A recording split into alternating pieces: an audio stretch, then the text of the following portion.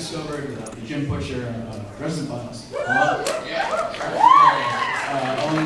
Along at the same time as Buffy, and so it was pretty interesting to say, oh, wow. And then I discovered the audiobooks, and I was pretty happy. Like, he's doing like 12 books, and there's like 10 to 15 more coming out. And so he's gonna have about like 500 characters by the end. All of him. Like, how many deep-voiced British wizards are there in the world?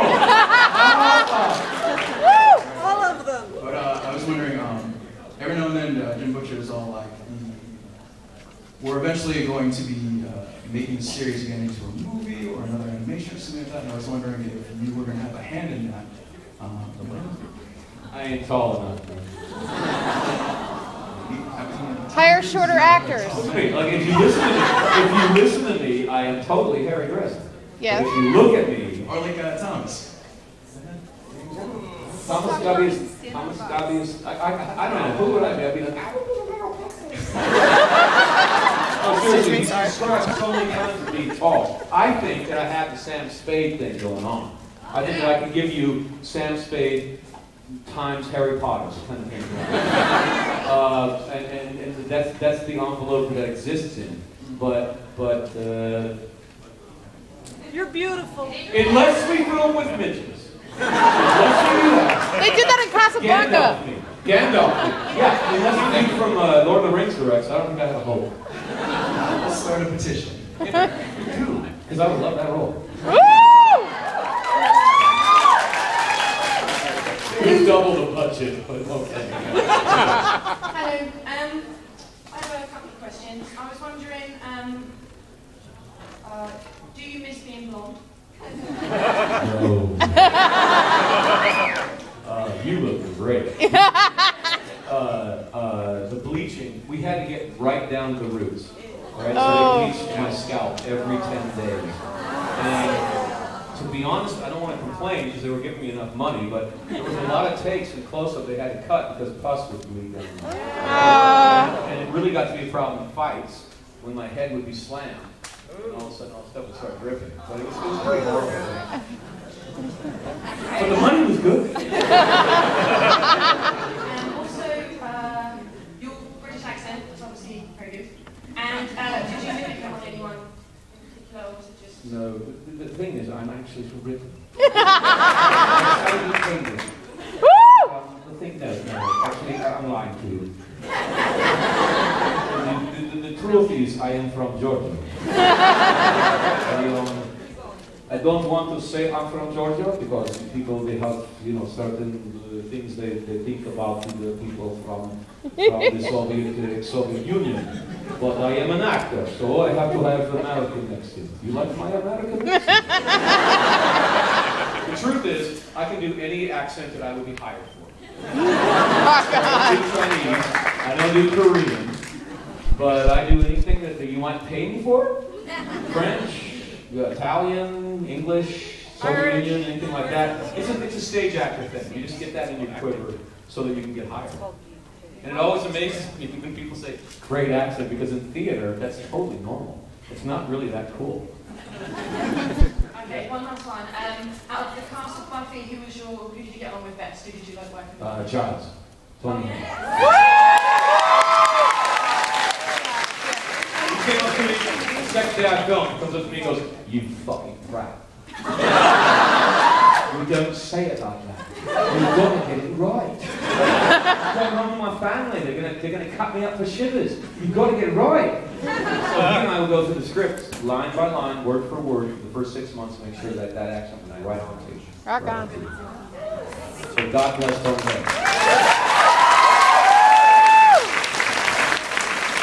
Hey, beautiful. Hello.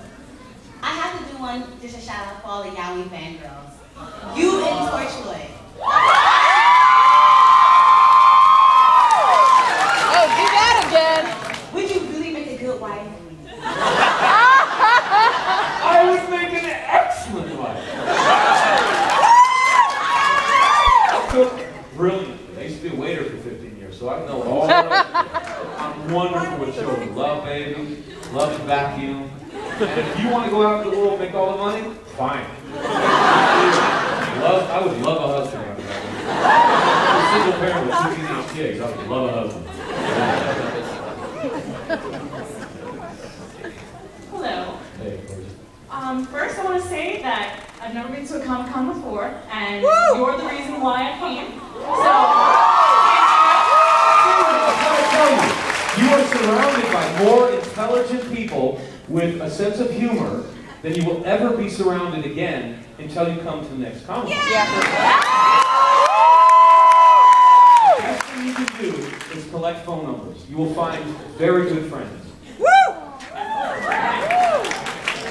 Well, being that Spike is one of my favorite characters of all time, I have a question related to that. Do you keep in touch with Joss Whedon, and do you think you guys will ever reunite on any other project? Please, God, please. Joss does not have a soft spot in his heart for me. Aww. Oh, he gave me a job. He has no taste.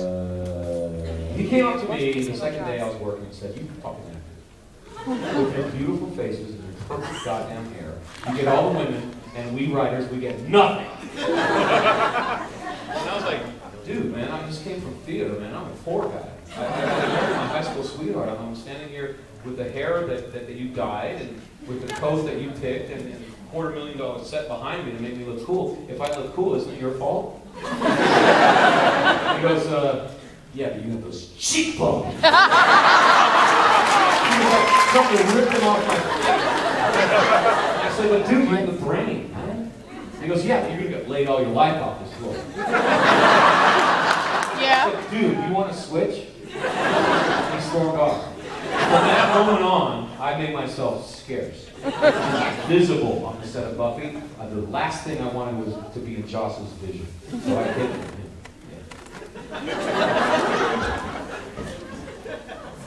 Hey. Sorry, the truth is weird. Yeah.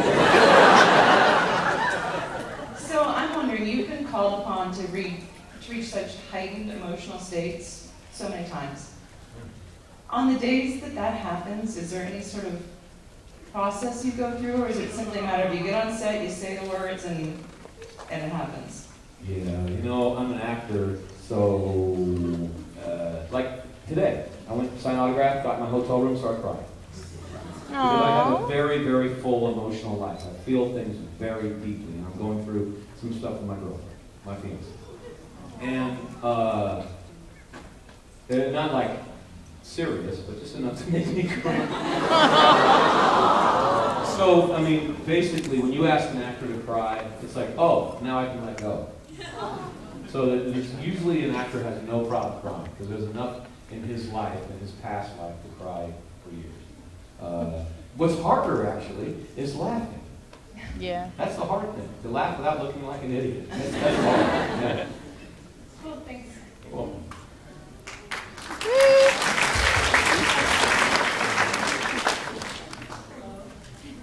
My question got ruined. I was going to ask if Joss asked you to be in Avengers. that's one phone call I'm not looking. I don't expect.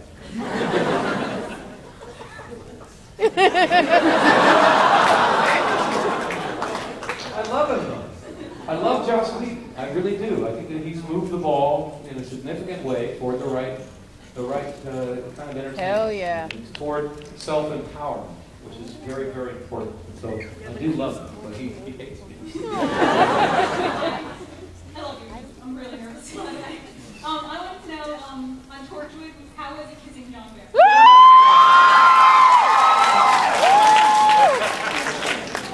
Okay, this is the strange truth. Okay? Look It's this not as way. sexy as you think.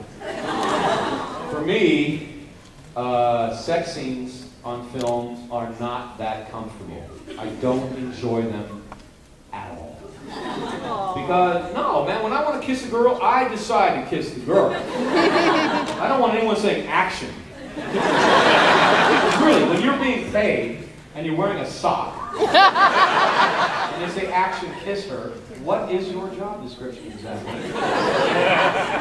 So for me, it devolves around, do I trust this person? Is this person my friend? Are they going to take care of me if I freak out? Are they going to be there for me? You know, like that. That's my favorite story about John. I blew the stunt. On the kiss scene, we put each other through glass, right? And I blew the stunt. I turned a little bit wrong, and I caught some glass in my thigh, right? Ow. And I was bleeding through the costume, right? So that night, the next morning, I'm still bleeding, but I didn't want to tell the producers that I blew the stunt, because if you blow the stunt, they won't give you another one, right? So I wrapped my leg in duct tape.